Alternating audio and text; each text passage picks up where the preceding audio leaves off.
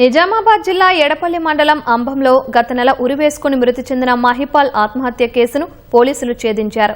అతని భార్య స్వరూప తరచూ చనిపో అంటూ వేధింపులకు గురి చేసినట్లు దర్యాప్తులో వెల్లడైందని పోలీసులు తెలిపారు.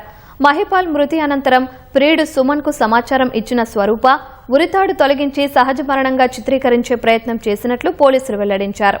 భార్య స్వరూప ఆమె ప్రియుడు సుమన్లను అరెస్టు చేసి రిమాండ్కు తరలించినట్లు బోధన్ రూరల్ సీఐ విజయబాబు తెలిపారు. తేదీ 30/6/2026 నాడు జనరల్ ఇంట్లో మరణించి పడి ఉంటే హాస్పిటల్కి తీసుకెళ్లిన తర్వాత తిరిగి ఆయన హార్ట్ స్ట్రోక్ వల్ల చనిపోయిందని చెప్తే ఆయన రిటర్న్ అంత్యక్రియల కోసం ఇంటికాడికి ఇంటికాడ తీసుకెళ్లిన సమయంలో ఆయన మెడపై లిగేచర్ అర్ధచంద్రాకార లిగేచర్ మార్క్ గమనించడం జరిగింది. కుల పెద్దలు గమనించి మాకు ఇన్ఫర్మేషన్ ఇస్తే పోస్ట్ మార్టం చేయించినాము. మృతుడి భార్య వచ్చేసి వేరే సుమన్ అనే వ్యక్తితో అక్రమ సంబంధం పెట్టుకుంది.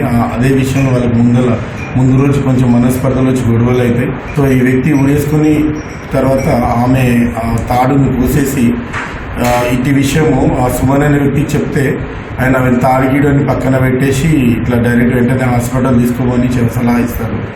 ఆమె సలహా ప్రకారం వాస్తవాన్ని దాచిపెట్టి ఈ సహజ మరణం లెక్క అంటే నార్మల్ డెత్ లెక్క చిత్రీకరించాలనుకున్నారు.